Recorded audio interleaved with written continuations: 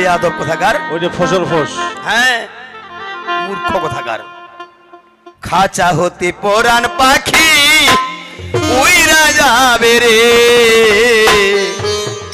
মায়া ভরা এই না জীবন ছাড়তে হবে রে, ও মানুষ ছাড়তে হবে রে। খাঁচা হতে পরাণ পাখি উইরা যাবে রে,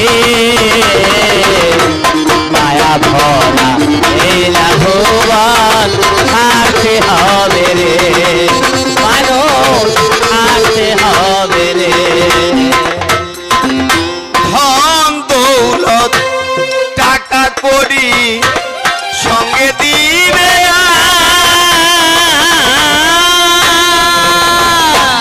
ভাই বন্ধু আত্মীয় স্বজন কেউ তো যাবে না রে, মানুষ কেউ তো যাবে না।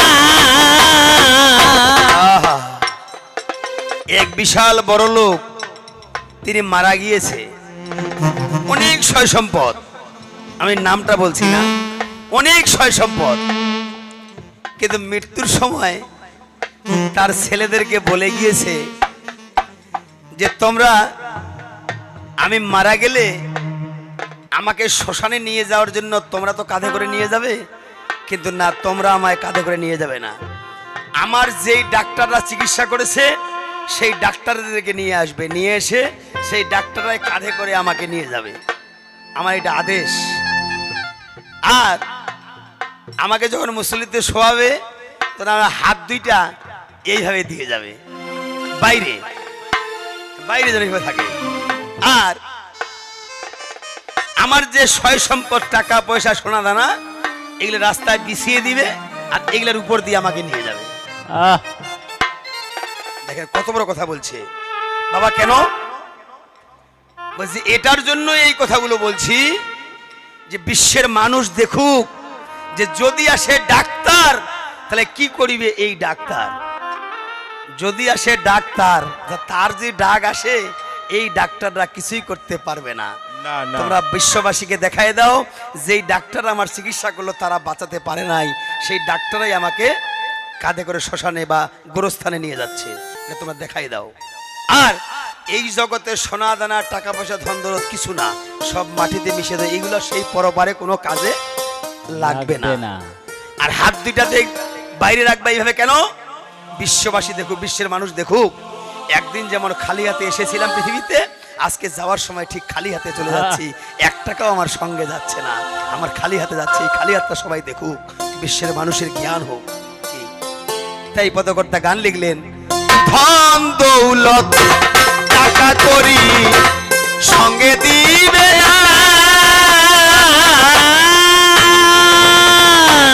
ভাই বন্ধু আত্মীয় স্বজন কেউ তো যাবে না রে, মানুষ কেউ তো যাবে না। 3.5 হাত মাটির গর্তে, 3.5 হাত মাটির গর্তে, 3.5 হাত মাটির গর্তে থাকতে হবে রে,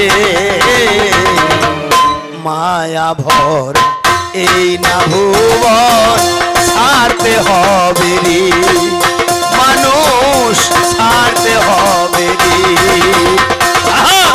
খাঁচা হতে পরাণ পাখি উইরা যাবে রে,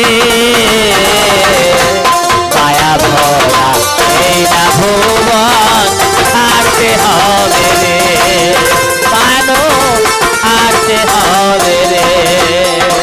ওরে মিছে মায়া মিছে কায়া মিছে দুনিয়া,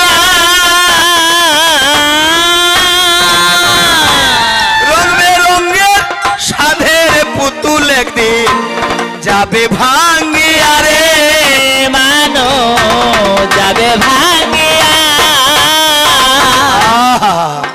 কেউ কালো কেউ ফর্সা, কেউ বড়লোক কেউ গরিব, কেউ শিক্ষিত কেউ অশিক্ষিত, এটা কয়দিনের বড়াই, যেদিন এই হাওয়াটুকু চলে যাবে সেদিনে তো শিক্ষিত মানুষও যেমন খালি হাতে যাবে, ওই একটা মুসল্লিতে করে গোরস্থানে গিয়ে পুঁতিয়ে চলে আসবে, একটা গরিব মানুষের বেলাও ঠিক তাই, একটা বড় লোকের বেলাও যাই, একটা গরিবের বেলাও তাই। একটা শিক্ষিত মানুষের জন্য যা, একটা অশিক্ষিত মানুষ তার জন্য তা, কালো মানুষের জন্য যা, ধপধপ ফর্সা মানুষ তার জন্য তা, একই অবস্থা। সেদিন কোনো ছোট বড় ভালো মন্দ সেদিন কিছু সবার জন্য সমান বিচার মালিক করে রেখেছে। মিশে মায়া মিশে কায়া মিশে দুনিয়া, রং বেরঙের সাধের পুতুল একদিন যাবে ভাঙ্গিয়া রে, মানুষ যাবে ভাঙিয়া, এ কথাটি কেউ ভাবে না, রে কথাটি কেউ ভাবে না। অন্তত আমাকে যেতে হবে, এই কথাটি মানুষ যদি একবার ভাবতে পারে তাহলে সে খারাপ কাজে আর কোনোদিন যাবে না।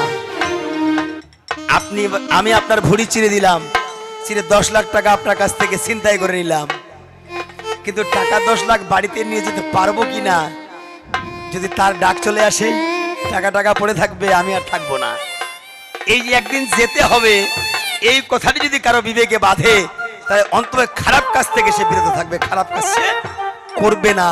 মনে করছো যে আমি একজনকে খুন করলাম, কেউ দেখে নাই, গভীর জঙ্গলে খুন করেছি, গোপন স্থানে খুন করেছি, ঘরের মধ্যে খুন করেছি, কেউ দেখে নাই মনে করছো, কিন্তু একজন তোমাকে দেখে আছে, তুমি কোথায় কি করছো সব সে দেখে আছে, তার কাছে হিসাবে ধরা পড়ে যাবে কি করছো। এ কথাটি কেউ ভাবে না, রে কথাটি কেউ ভাবে না, ভাবতে হবে রে মায়া ভয়, এই না ভুবন ছাড়তে হবে রে, মানুষ ছাড়তে হবে রে। আহা! খাঁচা হতে পরাল পাখি উইরা যাবে রে, মায়া ভরা এই না ভুবন ছাড়তে হবে রে, মানুষ ছাড়তে হবে রে। যেদিন আসিবে ভাইরে পরপারে ডাক, যেদিন আসিবে ভাইরে পরপারে ডাক, ডাক আসিলে কেউ পাবো না এক বিন্দু ভাই ভাগ, ভাই বলো আর বন্ধু বলো কেউ তো কারো নয়, ভাই বলো আর বন্ধু বলো কেউ তো কারো নয়, 2 দিনে আসা যাওয়া পথের পরিচয়, মানুষ হুঁশিয়ার সাবধান, মানুষ হুঁশিয়ার সাবধান, আজকে যতই শুনি কবি গান ভাই হুঁশিয়ার সাবধান, তো শুনে তোদের গান হুঁশিয়ার সাবধান। আমি যেই কথাটি বলেছিলাম এ জায়গায় ভাই এখন পর্যন্ত ওইটার মীমাংসায় হয় নাই। কেন রে? আমি বলেছিলাম যে আজকের জন্য যতক্ষণ পর্যন্ত এখানে 4 খুঁটির মাঝে গান গাবে ততক্ষণ পর্যন্ত আমি তোমার স্বামী আর তুমি আমার স্ত্রী, ওইটাই এখন পর্যন্ত তোমার মীমাংসা হয় নাই। এখন পর্যন্ত তুমি এটা মেনে নিতে পারছো না কেন? কেন পারছো না? হ্যাঁ, চলে এসেছে নারী পুরুষ পালা। কেন কেন এটা মেনে নিতে পারছো না? পুরুষের তাহলে কপাল- কবি বুঝো তুমি? পুরুষের কপালে মাখে নারীর চর্মধূলি। হ্যাঁ? গান গাছে পুরুষের কপালে লাগালা নারীর চরণ ধুলি, আর দিও না গালি, আর দিও না গালি। আজকের পালা কি নারী পুরুষ রে? আজকে কি নারী পুরুষ পালা? আজকের পালা তো স্বামী স্ত্রী। প্রথমে বলেছিলাম যে পুরুষের প্রতি নারীর কর্তব্য কি আর নারীর প্রতি স্ত্রীর কর্তব্য কি, পুরুষ স্বামীর প্রতি স্ত্রীর কর্তব্য কি, এইটা নিয়ে আজকে আলোচনা হবে। কিন্তু হইল সারা রাত চলে গেল, একটা আলোচনা হইলো, ও খালি একটা খালি কথা মানি না, তুই কি ভাতার হওয়ার যোগ্য? আচ্ছা আপনার স্ত্রী যদি আপনাকে বলে তুই কি আমরা ভাতার হওয়ার যোগ্য, তাহলে সংসার টিকবে? তালাক দেওয়ার দরকার। ও তালাক দিবে হবে, তো ঠিকই আজকে তালাক হয়ে যায়। হ্যাঁ, হ্যাঁ, চিন্তা করেন, তুই কি আমার যোগ্য, তুই যোগ্য ভাতার? তোমরা এক কাম করো, আর একটা মূর্খ, যদি অশিক্ষিত মূর্খ একটা গণ্ড মূর্খ স্বামী হয়, আর একটা বিয়ে পাস মেয়ে হয়, যে দুজনের বিয়ে হয়, হতে পারে তো, হয় না? অবশ্যই অনেকে হয়, বিয়ে যদি হয় তারপর তাকে স্বামী বলে স্বীকার করতে হবে। প্রাইমারি স্কুলে বা হাই স্কুলের শিক্ষিকা একজন নারী, তার স্বামী কৃষিকাজ করে, কিন্তু ওর স্ত্রী হাই স্কুলের শিক্ষিকা। ও যদি বলে তুই কি আমার ভাতারের যোগ্য, হবে? তাহলে তো হবে না। তুমি ব্যারিস্টার হও না কেন, তুমি স্ত্রী, তুমি তাও স্বামীর চরণ তলে তোমাকে থাকতে হবে। মূর্খ কোথাকার। আর তুমি বলছো নারীর পূজা করতে হবে। আমি তো স্বীকার করছি, হ্যাঁ নারী পূজা আমরা করি। তো নারীর পূজা করে না এমন হিন্দুর কোনো পরিবার নাই, সারা বিশ্বের মধ্যে এমন কোনো হিন্দু পরিবার নাই যে নারী পূজা করে না। আমি প্রমাণ দিয়েছি, তুলসী একজন নারী, আমরা তুলসী পূজা করি, দুর্গা পূজা করি, লক্ষ্মী পূজা করি, সরস্বতী পূজা করি, এটা তো নারী। তা নারীর পূজা তোমরা করি, কে করে না? কোনো হিন্দু করে না, সবাই করি আমরা। আবার মায়েরও পূজা করি, মা তো একজন নারী। কেউ তোর মতো মাইয়ার পূজা করিবা হয় না, তোর মতো মাইয়ার পূজা করি না, তুই যে হাদ্দাঙ্কালি মাইয়া। হ্যাঁ তাহলে বেশ তো কোথাকার খালি বাজে।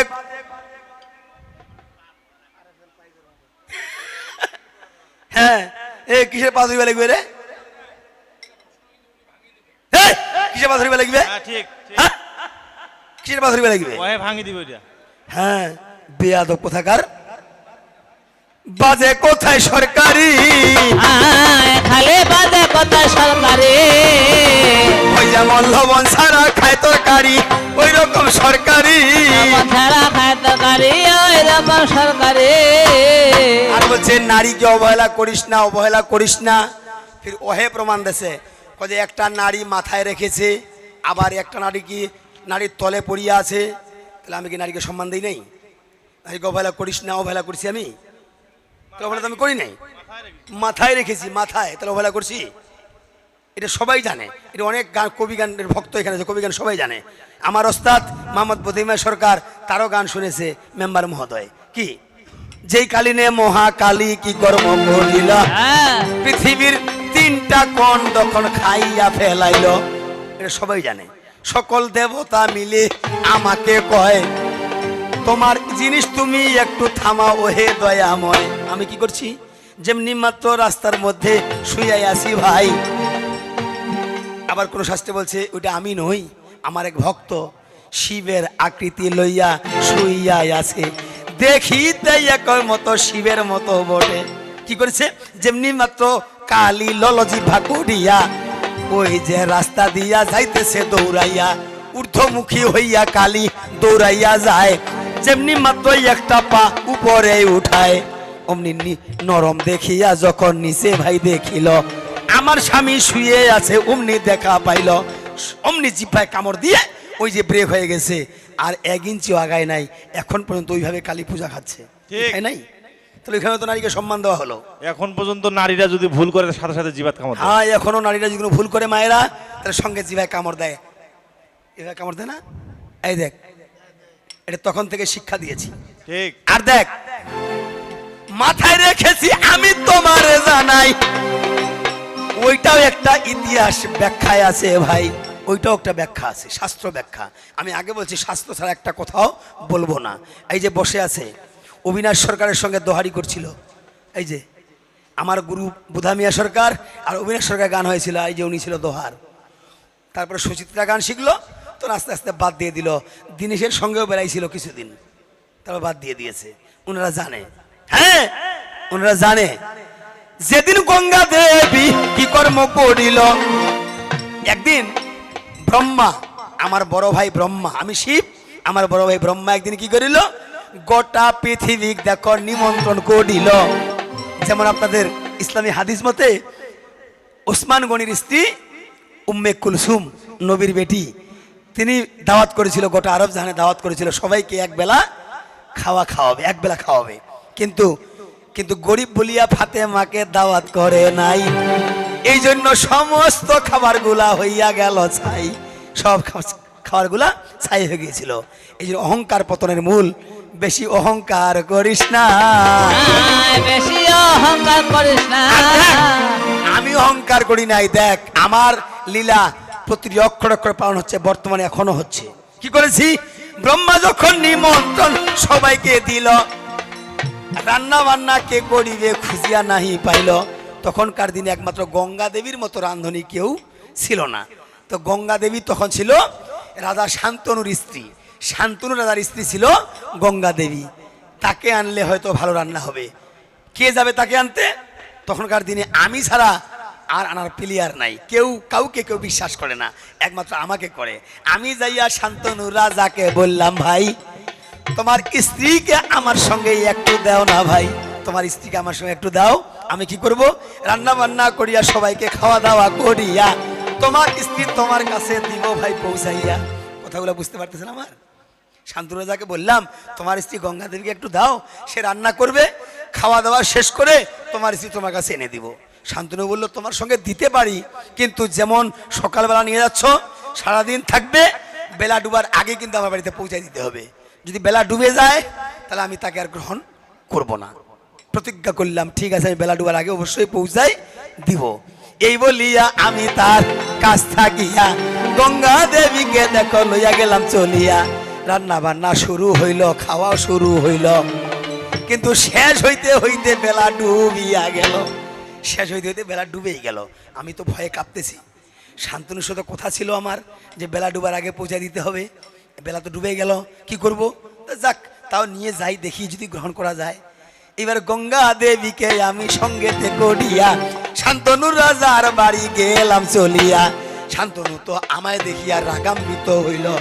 বলো শিব, তোমার সঙ্গে কি কথা ছিল? বলো, তোমার সঙ্গে কি কথা ছিল? যে বেলা ডুবার আগে পৌঁছে দিবে, বেলা ডুবলে আমি তাকে গ্রহণ করব না।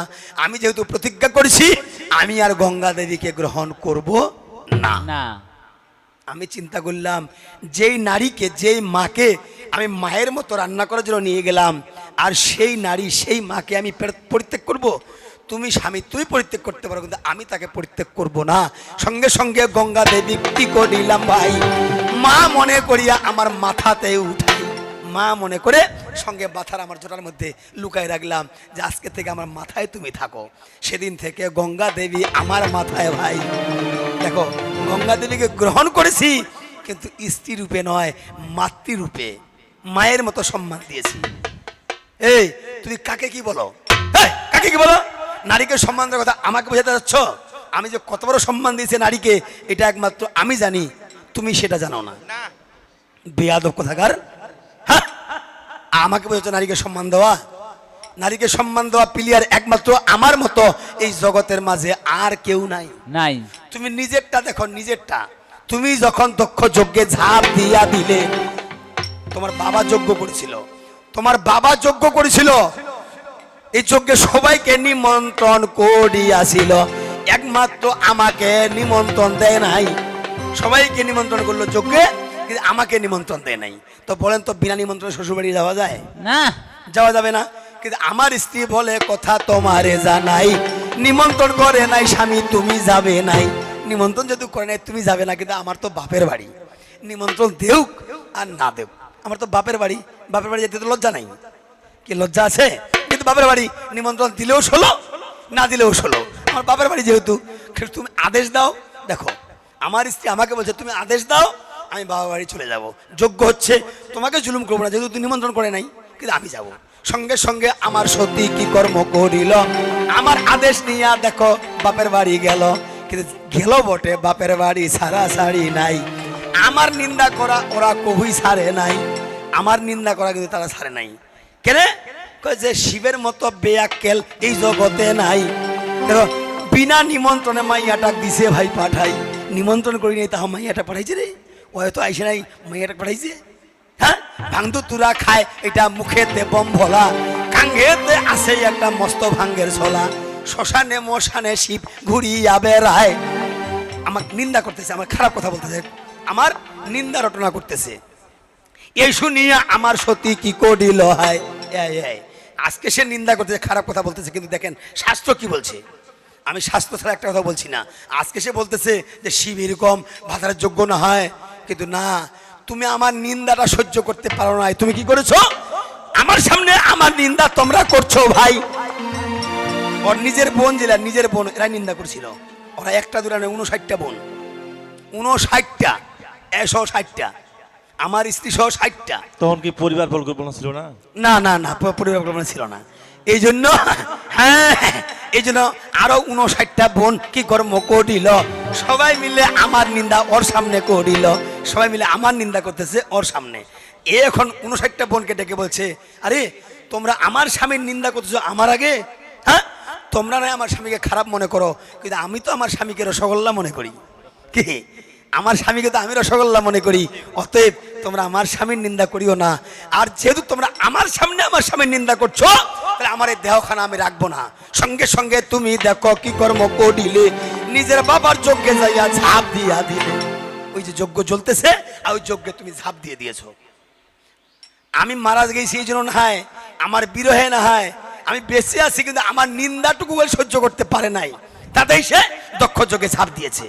বলেন তো, ওই যে বাবাজি বসে গান শুনতেছে, বলেন তো আমি যে কথাগুলো বলছি একটা মিথ্যা বলতেছে নাকি? একদম অক্ষর প্রতিটা পয়েন্টে পয়েন্টে কথা বলছি। ওনারা জানে এইলা ব্যাখ্যা আগে হইতো, এখনকার যুগের এইলা ব্যাখ্যা হয় না, কারণ এখন এরকম সরকার হয়েছে। আমি চাইলাম যারে ভবে পাইলাম না তারে, সে এখন বাস করে অন্যের ঘরে। এইলা গান হয়েছে এখন, কাপড়ের ঘরে। হ্যাঁ হ্যাঁ এইলা গান হয়েছে এখন। কিন্তু এইলা গান দিয়ে কবি গান হয় না, কবি গান হচ্ছে এরকম শাস্ত্র ব্যাখ্যা করতে হবে। কি করেছে? আমার নিন্দা সহ্য করতে নাহি পারিয়া যেমনি নিজের বাবার যজ্ঞে ঝাঁপ দিছে গিয়া। এই সংবাদটা আমি যখন পাইলাম ভাই, মাথা থাকিয়া একটা জটা সিরাই, জটা সিরাইয়া যখন ফেলে দেওয়া গেল, সেখান থেকে বীরভদ্র নামে একটা বীরের জন্ম হইল। ওই জটা থেকে একটা বীরভদ্র নামে বীরের জন্ম হইল। ওই বীরটা জন্ম হইয়া আমাকে কয়, আমায় কেন সৃষ্টি করলে প্রভু দয়াময়? হে বাবা, আমায় কেন সৃষ্টি করলে? বললাম, তোমার বাবা তোমার মা ওই দক্ষ যজ্ঞে ঝাঁপ দিয়েছে, তুমি এক্ষুনি যাও, এক্ষুনি যাও, যজ্ঞ নিভে দাও। সঙ্গে সঙ্গে বীরভদ্র দৌড়াইয়া গেল। যজ্ঞটা কেমনে ভাবে চিন্তা করিল। এখন যেমন প্রতিবারই মোটর হয়েছে, টিউবওয়েল হয়েছে, হয় নাই? তখনকার দিনে ছিল এলা তো ছিল না, কোনো ওরকম চলার ব্যবস্থা ছিল না। একটা পাড়াতে একটা কুয়া হইলেই গোটা পাড়ার হয়ে যাইতো। তখনকার দিনে এরকম ছিল, টিউবওয়েলও ছিল না। তাহলে কি করলো? ওই বীরভদ্র দূরাই যাইয়া কি কর্ম করিল, জলের সন্ধান যখন খুঁজিয়া নাহি পাইল, তখন যাইয়া যজ্ঞের সামনেতে ভাইরে গিয়া যজ্ঞটা নিভাইয়া দিল পেশাব করিয়া। পেশাব করে দিল যজ্ঞে যাইয়া, অন্য কোনো জলের ব্যবস্থা করতে পারে নাই, এই জন্য পেশাব করে দিল। পেশাব করে দিয়া যজ্ঞটা নিভাইয়া দিল। কিন্তু এতক্ষণে আমার সতী মারা গেল। যজ্ঞটা নিভাইছে বটে, কিন্তু এতক্ষণে আমার সতী মারাই গেছে, প্রাণ ত্যাগ করেছে। দেখেন, যখনই মারা গিয়েছে, যখনই মারা গিয়েছে, এই সংবাদটা আমার কাছে যখন চলে যায়, পাগল হইয়া গেলাম। দেখো শাস্ত্রে হেন কয়, শাস্ত্র বলছে আমি তখন পাগল হয়ে গিয়েছি। এই যে পাগলা পাগলা ভোলা বলে, পাগলা ভোলা, আমি ওই জন্য পাগলা হয়ে গিয়েছিলাম যে আমার স্ত্রী ওই দক্ষ যারা যজ্ঞে গিয়ে ঝাঁপ দিয়েছে। কই যদি আমি খারাপ হতাম, লম্পট হতাম, শয়তান হতাম, লুচ্চা হতাম, তোমার মতো স্ত্রী মারা গেছে, যাক আমি আরেকটা বিয়ে করব, কি করতাম না? কিন্তু না, শাস্ত্র কি বলছে? আমি আর বিয়ে তো দূরে কথা, আমি তোমার জন্য পাগল হয়ে, তোমার জন্য পাগল হয়ে দৌড়ে সেই দক্ষিণা যজ্ঞে গিয়ে ওই মোড়া লাশটা, পোড়া লাশটা, আধা পোড়া লাশটা আমি কাঁধে তুলে নিয়েছি। কাঁধে তুলে নিয়ে গোটা পৃথিবীটা ঘুরে বেড়াচ্ছি। দেখান তো সারা বিশ্বের মধ্যে এরকম কোনো মানুষ আছে নাকি নিজের স্ত্রী যদি মারা যায় সেই মৃত দেহটা কাঁধে করে নিয়ে গোটা পৃথিবী ঘুরে বেড়ায় পাগলের মতো? আছে নাকি? সেটা আমি করেছি, আমি শিব করেছি। কি করেছি?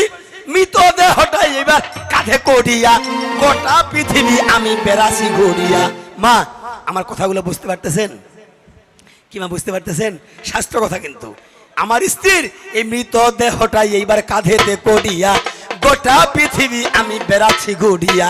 ঘুরিতে ঘুরিতে যখন পাগল হইয়া যাই, এদিক ওই যে কি করতেছে বিষ্ণু, আমার বড় ভাই, আমার বড় ভাই বিষ্ণু চিন্তা করছে, এমনি করে শিব যদি পাগল হইয়া রবে, তাহলে পৃথিবীর সৃষ্টি যে ধ্বংস হইয়া যাবে।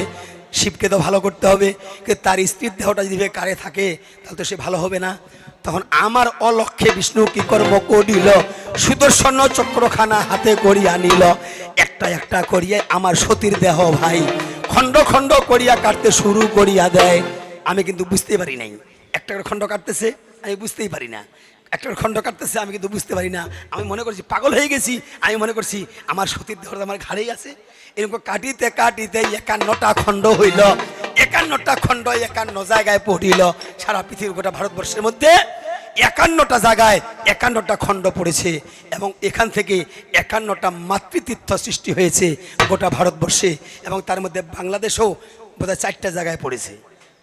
এই বাংলাদেশেও পড়েছে একটা জায়গা, এই জন্য 51টা মাতৃতীর্থ আমার দ্বারা সৃষ্টি হয়েছে। এটা অন্য কারো দ্বারা হয় নাই, এটা একমাত্র আমার দ্বারা সৃষ্টি হয়েছে। আমার সতীর দেহ থেকে আমার দ্বারা সৃষ্টি হয়েছে। এই দেখাও তো গোটা বিশ্বের মধ্যে ইতিহাসে দেখাও তো এরকম কোনো স্বামী আছে নাকি যে স্বামীর মৃতদেহটা ঘাড়ে করে নিয়ে বেড়ায় আর সেখান থেকে 51টা মাতৃতীর্থ সৃষ্টি হয়? তুমি দেখাও তো, তাই দেখাও, দেখাও যেটা আমি করেছি। বেয়াদব কোথাকার, মূর্খের দল কোথাকার। খালি বাজে কথা বললেই কবি গান হয় না, এরকম শাস্ত্র ব্যাখ্যা করলেও কবি গান হয়। কি আমার পরিষ্কার কথা ভাই, আমার পরিষ্কারের কথা ভাই, আমার বাজে কথার প্রয়োজন নাই, পরিষ্কার কথা ভাই, কথার প্রয়োজন নাই, পরিষ্কারের কথা ভাই। এখন জাগ দিয়ে যাক, বেশি কথার আমার দরকার নাই। তুমি যদি না পারো এইলাই বুঝাও, যেহেতু আজান হয়ে গেল, ওরে 5 ওয়াক্ত পড়লে নামাজ, ওরে 5 ওয়াক্ত পড়লে নামাজ, হয় কি মানুষ পরহেজগার, না ছাড়লে হারামে রোজগার। আমার দাদা বলছে এত হাদিস ব্যাখ্যা জানেন, নামাজ পড়েন না কেন? আপনি যেটাকে নামাজ মনে করেন আমরা সেটাকে পূজা মনে করি, অসুবিধা নাই। অতএব যে কোনো একটা করলেই হলো, ঈশ্বরের প্রতি বিশ্বাস রাখলেই হলো। আপনি 5 ওয়াক্ত নামাজ পড়ছেন কিন্তু পিছের মধ্যে সুদ খাচ্ছেন, ঘুষ খাচ্ছেন, আল্লাহ পাক ওই নামাজ আপনার কবুল করবেন না। না, কারণ সুদ খাওয়া একবার হারাম বা 7 বার লেখা আছে কোরআনে, কিন্তু সুদ খাওয়া হারাম এই কথাটি কোরআনের ভাষায় লেখা আছে 70 বার। সুদ খাওয়া হারাম, সুদ খাওয়া হারাম এই কথাটি কোরআনের ভাষায় লেখা আছে 70 বার। আমি খিত্তি সরকার বলছি না, কোরআন বলছে 70 বার। তাহলে চিন্তা করতে সুদটা কত খারাপ জিনিস, কত খারাপ জিনিস। একটা মানুষ সুদ খাওয়া যতটা ক্ষতি, তার চেয়েও 70 গুণ বেশি ক্ষতি হচ্ছে সুদ খাওয়া। এটা আমার কথা নয়, কোরআনের কথা। তাহলে বুঝতে হবে কি, ওরে 5 ওয়াক্ত পড়লে নামাজ, হয় কি মানুষ পরহেজগার, না ছাড়লে হারামে রোজগার।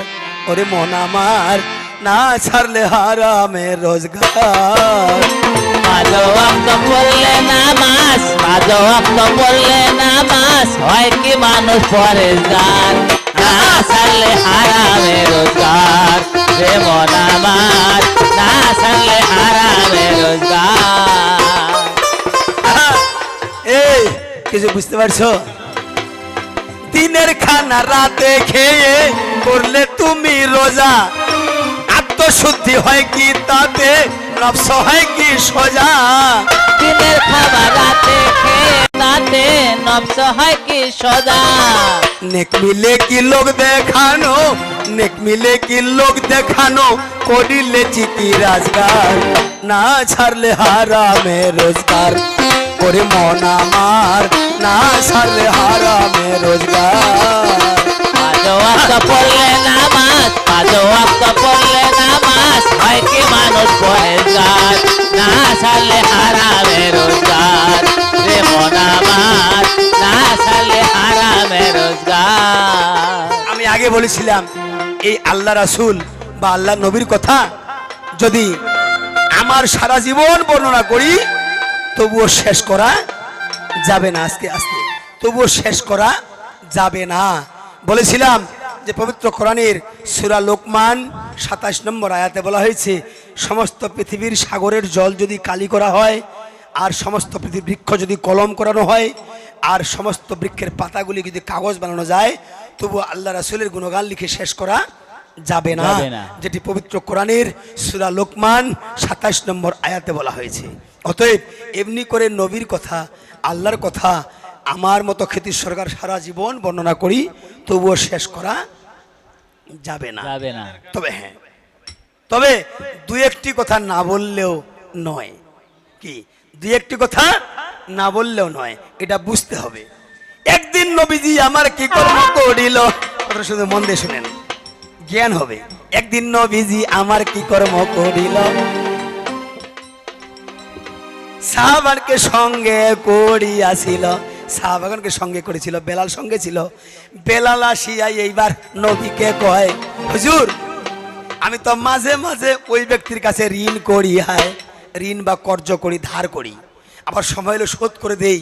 তো আজকে ডেকে ওই বড়লোক বলেছে কথাটি, আসতে ভাই আসতে, ওই বড়লোক আজকে বলেছে যে আগামী কালকের মধ্যে যদি ওই ঋণের টাকা শোধ করতে না পারো তাহলে বেলাল পূর্বের ন্যায় তোমাকে আমার দাস হতে হবে। পূর্বের ন্যায় অর্থাৎ ওই বেলাল ওই বড়লোকের দাস ছিল, কিন্তু নবী তাকে দাসত্ব মুক্ত করেছে, এই জন্য তাকে আজানের দায়িত্ব দেওয়া হয়েছে। কিন্তু বেলাল বলছে আমাকে পূর্বের ন্যায় দাস হতে হবে যদি শোধ করতে না পারি। তে নবী, আমি তখন আল্লাহর দাস, আমি তো অন্য কারো দাস নই, আমি তো তার দাসত্ব স্বীকার করতে পারবো না, যেহেতু আমি এখন আল্লাহর দাস। তার চেয়ে একটা কাজ করি, আমি সিদ্ধান্ত নিয়েছি যেহেতু আমার দ্বারা ঋণ কর্য করে নিয়ে এসেছো, ও তো তোমাকে ধরতে পারবে না, ধরলে আমাকে ধরবে। তা আমি একটা কাজ করি, আগামীকাল ফজরের নামাজ পড়েই আমি এই দেশ ত্যাগ করে অন্য দেশে চলে যাব। আল্লাহ এই কথা শুনিয়া এইবার নবীজি কয় ঠিক আছে, আল্লাহ ভালো জানে তুমি কি বুঝিবে। হায়, তুমি কি আর বুঝবে, এটা আল্লাহ ভালো জানে তোমাকে যেতে হবে কি যেতে হবে না, আল্লাহ ভালো জানে। নবী তাও বলছে আল্লাহ ভালো জানে। এ বলছে হ্যাঁ আল্লাহ তো জানে, কিন্তু সে তো কালকের মধ্যে শোধ করতে না বলে আমাকে ধরবে, অথচ আমি চলে যাব। বলছে আল্লাহ ভালো জানে, তুমি নামাজ পড়ো, অসুবিধা নাই, আল্লাহ ভালো জানে। এই বলে নবী তাকে সান্ত্বনা দিল। ঠিক ফজরের নামাজ পড়েছে, ফজরের নামাজ পড়ে মসজিদ থেকে বের হয়েছে বেলাল, মনে করছে আমি এখন এই দেশ ত্যাগ করে অন্য দেশে চলে যাব। সঙ্গে সঙ্গে দেখতে পায় বারান্দার নিচে 3টা উঠে মালামাল বোঝাই করে আসছে। বলছে বেলাল, বেলাল চমকে গেছে। হ্যাঁ, ভোরবেলা নামাজ পড়ে বের হলাম, আর এখন আমার নাম ধরে ডাকতেছে। বলছে হ্যাঁ, আমরা এসেছি, অমুক দেশের বাদশা আমাদের পাঠিয়ে দিয়েছে, নবীকে এই সমস্ত উপঢৌকন দিয়েছে, তুমি নেমে নাও।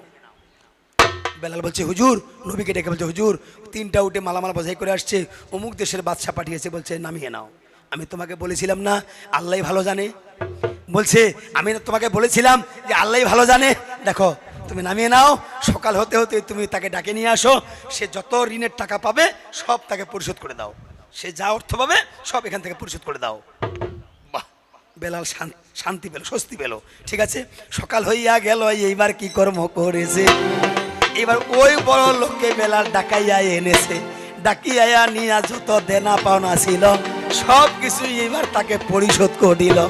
পরিশোধ করার পরেও কিছু মাল থেকে গেল অবশিষ্ট। এই মালগুলো বেলাল কি করেছে, মসজিদের কোণের মধ্যে রেখে দিয়েছে। কথাগুলো মন দিয়ে শুনেন, ওই মসজিদের কোণে রেখে দিয়েছে। বলেন তো আজকাল যদি আমাদের ভাগ্যে হতো ওই মসজিদের কোণে রেখে দিতাম না নিজের তহবিলটা ভরাইতাম? কি শোধ করে তো সবগুলো দিতামে না, বরং নিজের তহবিলটা ভরাইতাম। দেন বেলাল কোন আদর্শের মানুষ ছিল, পরিশোধ করার পরে যেগুলো ছিল সেগুলো বেলাল মসজিদের কোণে রেখে দিয়েছে। পরের দিন জহরের নামাজ পড়েছে, আসর পড়েছে, মাগরিব পড়েছে, এশা পড়েছে, তারপরের দিন ফজরের নামাজ পড়েছে। পড়ার পরে নবীজি তখনও বাড়িতে যায় নাই।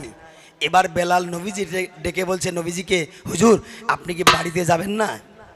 হাদিস বলছি কিন্তু, বলছে নবীজি হুজুর আপনি কি বাড়িতে যাবেন না? নবী ওইটা জবাব না দিয়ে নবী বলছে কালকে যে মালগুলো আসছিল সেই মালের অবশিষ্ট কি আছে? বেলাল বলছে হ্যাঁ হুজুর আছে। কোথায় রেখেছ? বলে কেন, মসজিদের কোণে রেখেছি।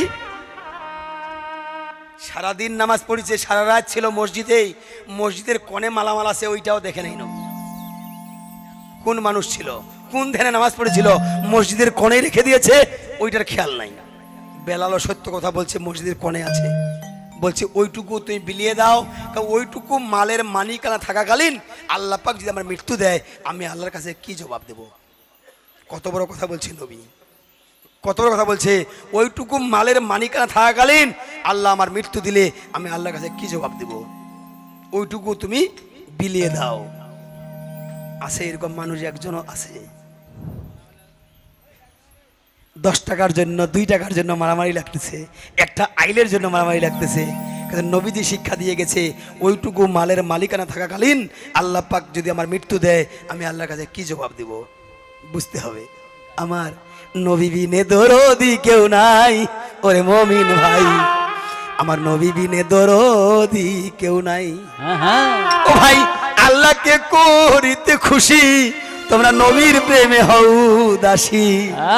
শুধু আন্দাজি গান গাইলে হবে না, আন্দাজি গান গাইলে হবে না, গানের অর্থ বুঝতে হবে।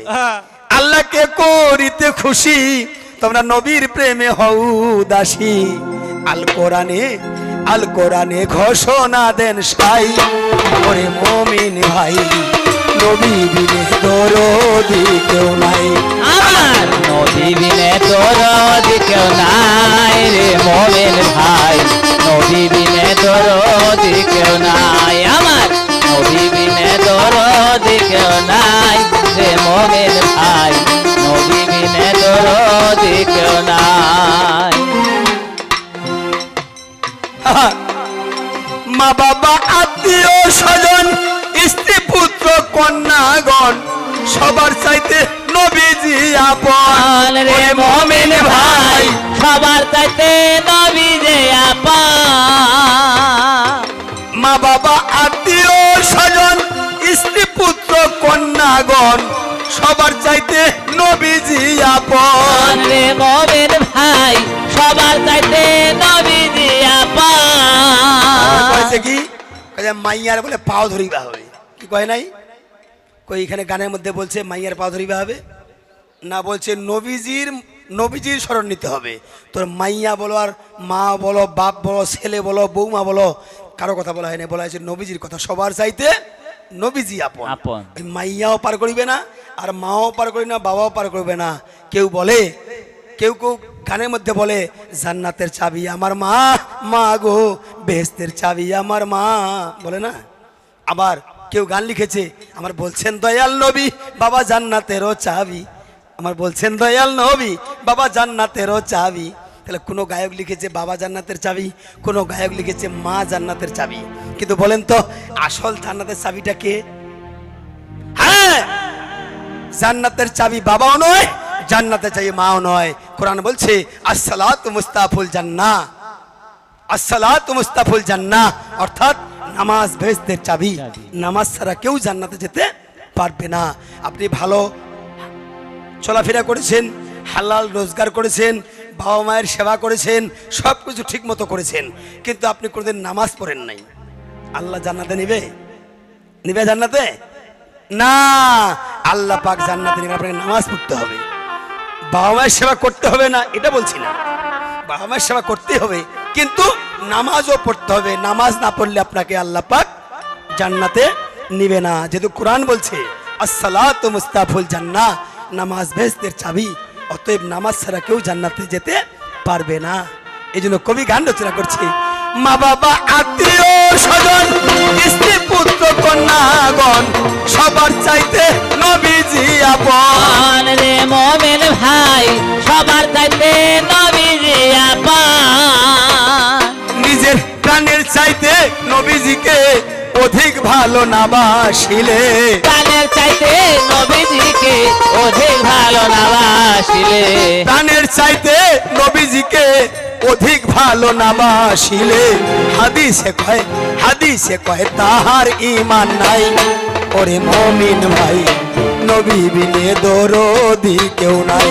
আমার নবী বিনে দরদি কেউ নাই রে মোমেন ভাই, নবী বিনে দরদি কেউ নাই। আমার নবী বিনে দরদি কেউ নাই রে মোমেন ভাই, নবী বিনে দরদি কেউ নাই। ইয়া হাবলি উম্মতি কাঁদিছেন দিবারাত্রি, নবী উম্মত ছাড়া কিছুই বুঝেন না রে মোমেন ভাই, উম্মত ছাড়া কিছু বোঝেন না। ওরে ইয়া হাবলি উম্মতি কাঁদিছেন দিবারাত্রি, নবী উম্মত ছাড়া কিছুই বুঝেন না রে মোমেন ভাই, উম্মত ছাড়া কিছু বোঝেন না। ও সে রহমতুল্লিল আলামিন শাফি ওয়াল মুস্তাকিন, রহমাতুল আলামিন শাফিউল মুস্তাকিন। আল কোরআনে ঘোষণা দেন সাই, ওরে মুমিন ভাই নবী বিনে দরদি কেউ নাই। আমার নবী বিনে দরদি কেউ নাই রে মোমেন ভাই, নবী বিনে দরদি কেউ নাই। আমার নবী বিনে দরদি কেউ নাই রে মোমেন ভাই, নবী বিনে দরদি কেউ নাই। এখন প্রশ্নের দিকে চলে যায়, এবার প্রশ্নের দিকে চলে যায়। এই দেখেন একটা একটা করে চ্যাপ্টার মেকআপ, এইটা চ্যাপ্টার মেকআপ হয়ে গেল। এখন প্রশ্ন উত্তরের দিকে যাব। তারা হিন্দু শাস্ত্রে কিছু বলে প্রশ্ন দিয়ে চলে যাব। এটা হচ্ছে কবি গানের নিয়ম। কি আউল বাউল করে তামানগুলা বললে তো হবে না। কি হবে? আন্দাজি গান গাইলে হবে না, বুঝতে হবে। প্রশ্ন করেছে কি, আমাকে প্রশ্ন করেছে যে ত্রেতা যুগের যে রামলীলা, এই রামলীলাটা দাপর যুগে এক ব্যক্তি দর্শন করেছিল। কে দর্শন করেছিল এবং কেন করেছিল দর্শন, এটা ব্যাখ্যা করতে বলছি। দাপর যুগের রামলীলা, এই রাম নামের ব্যাখ্যা যদি করতে যাই 7 দিন 7 রাত শেষ হবে না রে। রাম নাম দুটি অক্ষর সংসারেরই সার, রাম নাম দুটি অক্ষর সংসারের সার। শুনিস, ওরে যে নাম শ্রবণে হয় মহাপাপী পার, গো হত্যা ব্রহ্ম হত্যা আদি সুরা পান, ভ্রূণ হত্যা নর হত্যা একই সমান। এই পঞ্চ পাপের পাপী হবে যে জন, বার এক ডাকিলে রাম নাম তখনই মোচন। একবার রাম নামে যত পাপ হরে, জীবের কি সাধ্য আছে তত পাপ করে। তুলা রাশি দহে যেমন জ্বলন্ত পাব কি, সেই রূপ রাম নামে পাপ নাহি থাকে। রাম নাম জপে যে বাজে করে শ্রবণ, রাম নাম জপে যে বাজে করে শ্রবণ। যে জন জিজ্ঞাসা করে অথবা কীর্তন, যে জন জিজ্ঞাসা করে রামের কথা সেও মহাপুণ্য অর্জন করে, আর যে রাম নাম শ্রবণ করায় সেও মহাপুণ্য অর্জন করে। এই রাম নামের মহিমা বলো জানে কয়জন, রাম নামের মহিমা জানে বা কয়জন। কিঞ্চিত মাত্র জানি আমি দেব পঞ্চানন। এই যে রাম নামের ব্যাখ্যা, রাম নামের মহিমা কেউ জানে না, একমাত্র কিঞ্চিত জানি আমি শিব, আমি ভোলা। কিঞ্চিত মাত্র জানি দেখো দেব পঞ্চানন। গিরিজা জানেন মাত্র তাহারই অর্ধেক, আমি যেটুক জানি তার অর্ধেক জানে আমার সহধর্মিনী আমার স্ত্রী। গিরিজা জানেন মাত্র তাহারই অর্ধেক, আর তাহারই অর্ধেকও জানে মুনিরা যতেক। ইহা বিনা কেউ জানে না নামের মহিমা, ইহা বিনা কেউ জানে না রাম নামের মহিমা। চারি বেদে গুণ যারে দিতে না রে সীমা, নাম নিলে পাপ মুক্ত শুদ্ধ কলেবর, নাম নিলে পাপ মুক্ত শুদ্ধ কলেবর। যাহার প্রমাণ আছে দস্যু রত্নাকর, যার প্রমাণ দস্যু রত্নাকর। শুধু মুখে মুখে রাম নাম উচ্চারণ করিল, মহাপঞ্চ পাপের পাপী সে মুক্ত হইয়া গেল। সে একজন দস্যু ছিল, রত্নাকর ডাকাত ছিল, আর রাম নামের ফলে সে মহামুনি বাল্মীকি হলো। যেই মহামুনি বাল্মীকি রামচন্দ্র জন্মের 60,000 বছর পূর্বে রামায়ণ রচনা করেছে। একমাত্র এই রাম নামের ফলে সে রত্নাকর দস্যু থেকে একজন মহামুনি বাল্মীকিতে রূপান্তরিত হলো। কি, আর এই রামলীলাটা দর্শন করেছিল দাপর যুগে। শুনো, এই রামলীলা দাপর যুগে দর্শন কে করেছিল? রাধা রানী একদিন কি কর্ম করেছে, সমস্ত সখীগণকে নিয়ে আলাপ আলোচনা করতেছে। তার সখীগণকে নিয়ে আলাপ আলোচনা করতেছে। আলাপ করিতে করতে একদিন বাহির হইয়া গেল, একটা রথ নিয়ে বৃন্দাবনে প্রবেশ করিল। ও ক্রূর একটা রথ নিয়ে বৃন্দাবনে প্রবেশ করলো, আর তার সখীগণ সবাই আছে, মাঝখানে রাধারানী আছে। দেখে চমকে গিয়েছে, রথখানা দেখে চমকে গিয়েছে। সখীরা বলছে, রাধে তুই রথ দেখে চমকে গেলে কেন? বলছে, আমি চমকে গেলাম এই জন্য, এটা তো দাপর যুগ, আর ত্রেতা যুগে আমি ছিলাম সীতা, তখন এই রথে করে রাবণ রাজা আমাকে চুরি করে নিয়েছিল, এই জন্য আমি রথ দেখে ভয় পেলাম। আজকেও কি ওইরকম রাবণ এসেছে চুরি করতে আমাকে, আমি এই জন্য ভয় পেয়েছি। সখীগণ তো আশ্চর্য হয়েছে, কি বলো, ত্রেতা যুগে তুমি সীতা ছিলে, রাবণ তোমাকে রথে করে চুরি করে নিয়ে গেছিল, ওই রূপটা একটু তুমি দেখাও না, ওই ত্রেতা যুগের রূপটা তুমি একটু দেখাও এই দাপর যুগে। সঙ্গে সঙ্গে সেখানে ওই রাধারানী ওই রাবণের মূর্তি ধারণ করে এবং সেই ত্রেতা যুগে কিভাবে চুরি করেছিল সেই রূপটা ওই সখীগণকে দর্শন করাইলেন। জয় জয় রাধা গোবিন্দের প্রতি সবাই একবার হরি হরি বলো। এই সখীগণকে দেখালেন ত্রেতা যুগে রাবণ রাজা যেমন করে চুরি করে নিয়ে গিয়েছিল রথে করে, সেই রূপটা সখীগণকে দর্শন করাইলেন দাপর যুগে শ্রীমতী রাধারানী তার সখাগণকে। দেখেন শাস্ত্র ব্যাখ্যা, ও প্রশ্ন করছে কতটুক, আর শাস্ত্র ব্যাখ্যা করে কতটুক ব্যাখ্যা করে শোনাতে হলো। এটাই হচ্ছে কবি গান, এটাই হচ্ছে শাস্ত্র। আমার পরিষ্কার জবাব। আমার পরিষ্কার জবাব। এই এরকম আরো অনেক আছে। মা যশোদা, মা দৈবকী, এদেরকেও ভগবান শ্রীকৃষ্ণ সেই ত্রেতা যুগের লীলাটা দর্শন করাইছিল। মা বিশ্বাস করে না যে তুমি রাম আর তুমি কৃষ্ণ, এই তুমি কৃষ্ণ আমার গর্ভে জন্মগ্রহণ করেছো, ত্রেতা যুগের রাম, এটা বিশ্বাস করে না। যদি হয় তুমি দেখাও তো একবার সেই রাম রূপটা। সঙ্গে সঙ্গে মা দৈবকীকে, মা যশোদাকে সেই ত্রেতা যুগের রাম রূপটা, রামলীলাটা মাকে দর্শন করাইছিলেন ভগবান শ্রীকৃষ্ণ, তখনও দর্শন করেছিল। এরকম অনেক ব্যাখ্যা আছে ত্রেতা যুগের। এইরকম ব্যাখ্যা দেখো যদি করতে যাই, সারাদিন ব্যাখ্যা করিল শেষ হবে নাই। ইলা প্রশ্নে আটক হবে রে। আমার পরিষ্কার জবাব। আমার পরিষ্কার জবাব। দেখো রাখিব না তোমার অভাব, পরিষ্কার জবাব। দিব না তোমার অভাব, পরিষ্কার জবাব। আমি তোমাকে প্রশ্ন করেছিলাম কি, আর তুমি জবাব দিলে কি? আমি প্রশ্ন করেছিলাম এমন এক ব্যক্তি বিষ্ণুপ্রিয়ার কাছে, বিষ্ণুপ্রিয়ার কাছে দীক্ষিত হয়েছিল, সেই ভক্তটার নাম কি? আর তুমি আসে বলতেছো যে মাইয়ার নামে এমন দিকে। একজন স্বামী তার স্ত্রীর কাছে দীক্ষিত হয়েছিল, স্ত্রীর কাছে মন্ত্র নিয়েছিল, সেই তার স্বামীটার নাম কি? আরে ঘুমাইছে। কে তুই ঘুমাইছিল নাকি রে? আমি প্রশ্ন করেছিলাম যে বিষ্ণুপ্রিয়ার কাছে চৈতন্য মহাপ্রভুর সহধর্মিনী বিষ্ণুপ্রিয়া, সেই বিষ্ণুপ্রিয়ার কাছে এমন এক ব্যক্তি দীক্ষিত হয়েছিল, সেই ব্যক্তির নাম কি? চাইছিলাম এইটা। আসিয়া কয় যে এমন এক স্বামী তার স্ত্রীর কাছে দীক্ষিত হয়েছিল। হ্যাঁ, হইল রে? ওগলাকে ধারালাং থিও মিয়া, হবে রে, হবে। ধারালাং থিও মিয়া, মানে আমি রট্টা লাগালাং তাও মিয়া। ঠিকই আছে, পারিবেন, ভালো হয় পারিবেন। এভাবে মাঝে মাঝে রস দিবেন, ভালো হয় পারিবেন। মাঝে মাঝে রস দিবেন, ভালো পারিবেন। এখন আমি যদি প্রশ্ন করি এই জায়গাতে, ভাই আমি যদি প্রশ্ন করি এই জায়গাতে, আমি যে ব্যাখ্যাটা করলাম, হ্যাঁ উত্তর দিয়া পারে না। ওরে কথা, ওই যে বললাম যে দক্ষ রাজার যজ্ঞে যাইয়া কি কর্ম করিল, আমার সতী দেখো ঝাঁপ দিয়া মরিল, বললাম না? তো জাগতিক জগতের কথা বলি, পিতা মাতার পাপ ছাড়া কখনো সন্তান বাবার আগে মায়ের আগে মৃত্যুবরণ করে না। নিশ্চয় পিতামাতা কিছু পাপ করে, এই জন্য তার সন্তান আগে মারা যায়। কি পিতামাতার কোনো দোষ ছিল, এই জন্য সন্তান আগে মারা যায়?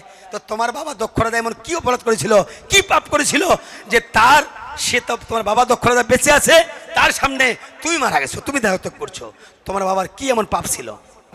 কি এটাই প্রশ্ন। দাদা তো তোমার কি বলে? পরিষ্কারে জবাব দিবে, তোমার কাছে চাই। আরে এইবারে বেশি কথা আমার দরকার নাই, আরে এইবারে বেশি কথা আমার দরকার নাই, আরে সঠিকভাবে জবাব দিবে, শুনিবে সবাই। এখন বর্তমান যে কয়েকজন মুসলমান এখানে বসে আছে, সেই কয়েকজন মুসলমানের সারা রাত যে সওয়াব হয়েছে বা হয় নাই সব বাদ। এখন আমি 30টা হরফের ব্যাখ্যা দিব, যে একটি হরফের ব্যাখ্যা ঠিক নিয়তে যদি একজন শ্রবণ করে, একজন শুনে কান দিয়ে, তাহলে সঙ্গে সঙ্গে তার নেকির খাতায় 10টা নেকি জমা হয়ে যায়। একটা হরফ, মুরগির বাচ্চালাও গান শুনি ভাই। আস্তে, হ্যাঁ, একটা হরফের ব্যাখ্যা যদি ঠিক নিয়তে কেউ শুনে, সঙ্গে সঙ্গে তার নেকির খাতায় 10টা নেকি জমা হয়ে যায়। আমি যদি 30টা হরফের ব্যাখ্যা করি, তাহলে কতটা নেকি জমা হবে? 300। বেশি কিছু না হলেও 300 নেকি আপনাদের নেকির খাতায় জমা হয়ে যাবে। শুধু মন দিয়ে এই 30টা হরফের ব্যাখ্যাটা শুনবেন, ঠিক নেকির খাতায় 300 নেকি আপনাদের জমা হয়ে যাবে। কি আলিফ হইতে না খইল বান্দার, আল্লাহ বল, যেমন আলিফ হইতে না খইল বান্দার, আল্লাহ বল, আর বেহরফে চক্ষু হইল শুনো সমাচার, দেখো তেহরফে তালু হইল করিবে ইয়াকিন, আল্লাহ বল, আর সেহরফে মুখ হইল এলাহি আলমিন, আল্লাহ বল, যেমন জিমেতে জিপ আর হেহরফে হার, আল্লাহ বল, আর খেয়রফে মাথায় খুবরি হয়েছে তৈয়ার, আল্লাহ বল, যেমন তালে তো হইল তন্দ নগজে জালেতে, আল্লাহ বল, আরে রে হরফে রগ জিগের হইল যে হইতে, আল্লাহ বল, যেমন শিন হইল হইতে সিনা আর সিনেতে যে সানা আল্লাহ বল আর সোয়াদ হইতে পেট পোনা করিল রব্বানা আল্লাহ বল এই যে তোয়া দিল্লি জোয়া দিল গোদানো আইনে আল্লাহ বল আর গাইনকে গোস্ত হইল শুনো সর্বজনে আল্লাহ বল যেমন ফেয়ার ফেফসা হইল কলব কাফেতে আল্লাহ বল আর বড় কাফে কলি যাব না পাক যাতে আল্লাহ বল যেমন লামেতে হইল নামি মেতে কোমর আল্লাহ বল আর নুর ফে খুন হইল কেতাবে খবর আল্লাহ বল এই ওয়া হরফে হইল আওয়াজ গলাতে আল্লাহ বল আর হে হরফে হাঁটু পাওয়ালাম আলিফেতে আল্লাহ বল যেমন হামজাতে হইল পতা বিচিত্র লেজারে আল্লাহ বল আর ইয়াতে পাইয়ারে এরি বান্দার শরীরে আল্লাহ আর বল দেখো ইয়াতে পাইয়ারে এরি বান্দার শরীরে আল্লাহ বল আর এই 30টা হরফেতে ওযু জবানদার আল্লাহ বল দেখো করেছেন হিকমতে পাক পরওয়ার আল্লাহ বল আর দেখো করেছেন হিকমতে পাক পরওয়ার আল্লাহ বল আর বাপের চারি মায়ের চারি আল্লাহর দিয়া 10 আল্লাহ বল আর 18 যেতে ছেলে খেলে মহারস আল্লাহ বল আর গোস্ত বস্ত বসম খুনো এই চারি মায়ের আল্লাহ বল আর মনি মগজ হার রগ এই চারি বাপের আল্লাহ বল আর দেখো 10 চিজ ইলাহির শুনতি এমন আল্লাহ বল আর 10 চিজ ইলাহির শুনতি এমন আল্লাহ বল আর 18 যেতে হলে অজুদা এমন আল্লাহ বল আর 18 যেতে হলে অজুদা এমন আল্লাহ বল আর বাইন মশাই ফেলো কাঠি বাসায় যাও এখন